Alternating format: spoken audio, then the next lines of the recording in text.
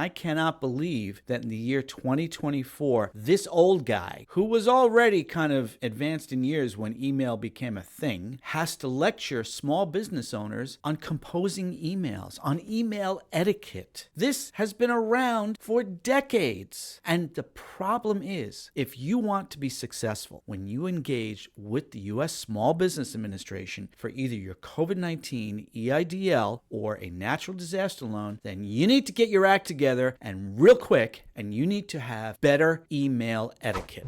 Let's start with composing an email. Can you please just take 1 hour out of your life and spend 1 hour teaching yourself how to properly compose an email? You cannot believe the emails that we get from folks interested in our services or asking questions about what we do or how we can help them. Usually they're asking for help for free. And emails that we see that small business owners send to the Small Business Administration. And by the way, I'm probably only going to briefly touch on how terrible some of the Small Business Administration's emails are. Also, hello SBA, you gotta do better. Compose your email in a simple, straightforward manner. Take the junk out of there. Take the storytelling out of there. Get to the point. This is business. There's an operation that you have to perform. Figure out what that is and get that into the email in a simple to understand, easily explained message. By example, okay, hello SBA. My business partner wants to leave the business because his niece is opening up a hotel in Florida and he is going to go and help her run that business. Plus he has another business in Ohio that requires some of his attention and time. And frankly, I'm really running the business right now. So we've agreed that I'm going to buy him out, and I went to a bank and got a loan. And so we're doing all that, and we got a COVID-19 EIDL, and we're reaching out to the SBA. Or try this. To whom it may concern at the SBA, please send us the forms and the procedures necessary to process a change of ownership. Very truly yours, name. See the difference? See how simple that is? Anybody can read that and know exactly what it's about, get to the point, see what the request is, and help you with that interaction. The other email, you're muddying the waters. You're obscuring it. You can't see it. It's like this. How can you see my face? I know you definitely want to see my Charlie Brown watch. And how about subject lines? I mean, seriously, subject line should always include your SBA loan number. So in the example we're using, we have change of ownership. So guess what the subject line is going to say? Change of ownership, SBA loan number, and you put the number in. That's it. If you are responding to an SBA email with documents they've requested, how about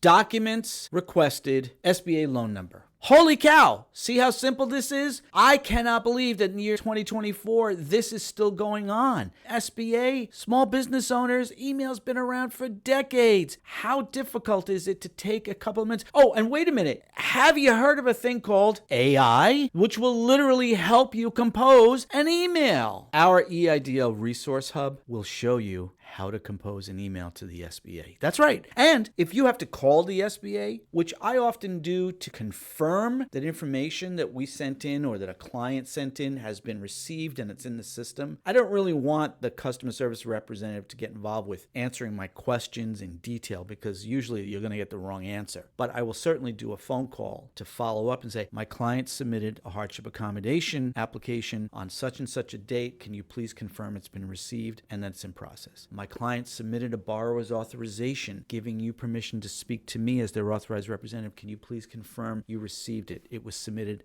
10 days ago on this date. So I make calls like that. The scripts for calling the SBA, templates for writing emails to the SBA, all of that, step-by-step instructions on every aspect of either your COVID-19 EIDL or the Natural Disaster Loan Program is in our Resource Hub. Click on the link in the description to get your Resource Hub and buy it now because we're about to upload a whole bunch of new updates which are free for anybody who buys it now or who has already bought it. We're giving those updates free through December 31st, 2024. But when we publish those updates, we will increase the price of the Resource Hub substantially. The Resource Hub includes our downloadable guidebook. It includes access to a private playlist of instructional videos like this with step-by-step, easy to understand videos. We've had hundreds if not thousands of people tell us they used our videos here on YouTube to be successful with the SBA program during the pandemic and with disaster loans. So we know our videos work. We've incorporated instructional videos for the people who purchase our resource hub, private access. Next is the templates that I created, special templates on how you can manage any aspect of the SBA process. My secret family recipe, if you will, from my experience as a loan officer. And then the SBA forms that you may need for any given procedure are included as well, so that you can review those forms and see how to fill them out correctly before you have to submit them to the SBA. You need the resource hub. I know you think you don't need it, but you do, because what we see is you all can't even write proper emails. I don't know how you're going to manage some complicated procedure like requesting a lien subordination because you got a loan from a bank and the bank won't or doesn't know how to fill out the subordination paperwork, so you're going to have to do it yourself. Yeah, if you can't even compose a proper email, you need our step-by-step instructions on submitting a subordination request and how to fill out the SBA form and what the process is, what the step-by-step instructions are for that process. It's in the resource hub. Changing the address, that's a whole other issue as well. How about when you are dealing with an issue with the email address that you used when you got the original loan, but maybe you don't have access to that email anymore? That is a huge problem for the SBA because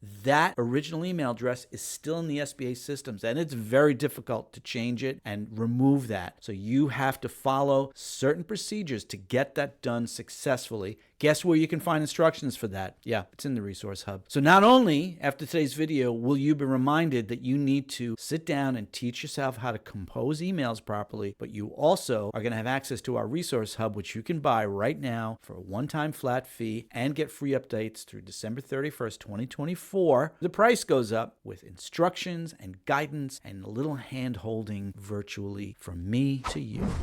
Hardship, hardship, hardship. We're talking about the COVID-19 economic injury disaster loan, and we have seen many business owners taking advantage of the SBA's Hardship Accommodation Program, or HAP as they call it, where whether their loan was sent to the U.S. Treasury for collection actions because the SBA considered the loans to be in default for non-payment, or generally the business is just facing some challenges in repaying the COVID-19 loan, that they want to take advantage of the program that allows them to lower their payments substantially. First 6 months, the payment goes down by 90%. So if your payment's $2,500 a month, you go down to $250 a month. That's a huge savings in your bottom line cash flow that is helping so many of these small businesses manage repayment of the COVID loans that helped to save their businesses during the pandemic. And then there's a second 6-month period where you can continue that 10% monthly payment for a total of 1 year. But to get the second 6-month period, two things have to fall into place. Number one, you have to have made all of your hardship accommodation payments for the first 6 months on time. If you didn't, you're probably not going to get approved. So just be forewarned about this, because when the SBA gave you this accommodation, they put it in writing. You must make all payments in a timely manner. Number two, you will probably have to submit the same information you submitted the first time around. Now, if your COVID EIDL is $200,000 or less, then you can register for the extension on the MySBA portal. We think. I haven't seen it yet with my own eyes, but it seems that that's the way the SBA is going to manage it, because that's the way they managed it the first time out. If your loan is greater than $200,000,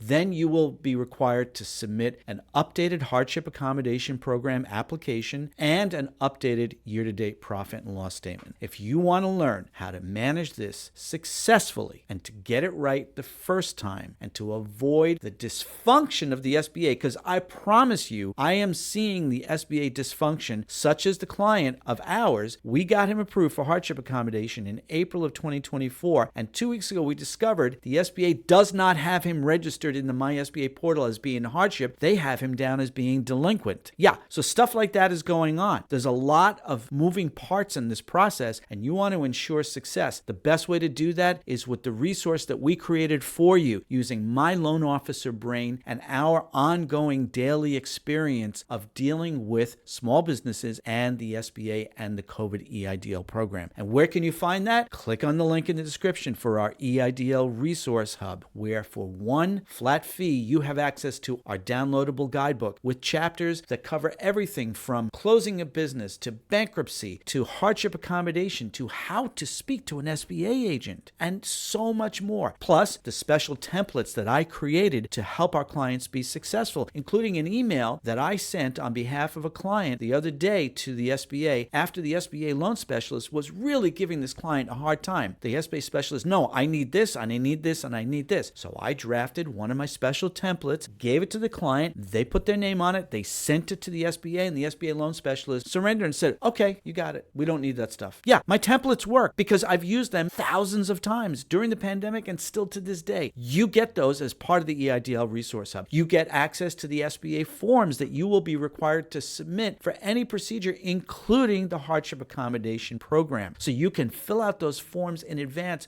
so you don't make mistakes, because mistakes will lead to failure. And if you are relying on the hardship accommodation program to lower your payments, you cannot afford to fail. You need to be approved, right? Okay, that's in the EIDL Resource Hub. Finally, you have access to our private playlist of instructional videos on all kinds of topics, including this one, the hardship accommodation program. You need to know that if you buy access to the Resource Hub right now, you will get all of the free updates we're about to publish through December 31st, 2024. And why is this important? Well, okay, I'm going to tell you because you asked. I know you didn't say it out loud, but I know you're thinking it. When we publish the updates, we're increasing the price of the Resource Hub substantially because it's going to be a hefty work product that will guide small business owners for the next 30 years on their loans. If you don't know you need it now, you're going to need it sooner rather than later, especially if you want to be successful with the hardship accommodation program. One final note about hardship accommodation.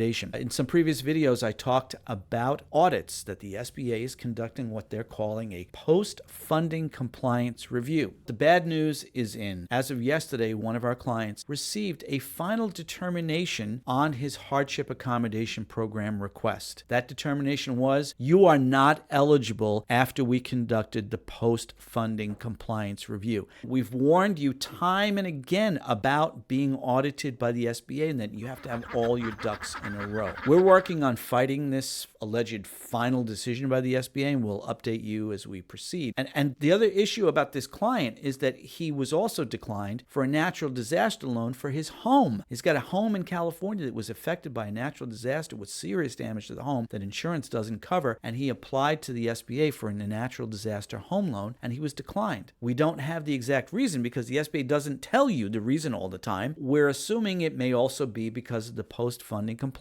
review. Yeah, so we're fighting that also. Two things. Number one, if you want to avoid audit issues, you will access our EIDL Resource Hub by clicking on the link in the description and ponying up a few shekels because you're going to need to spend some money to ensure your success with the program. Secondly is to use our guide to get all your ducks in a row so that you are successful in a post-funding compliance review and no stone is left unturned because you did it first.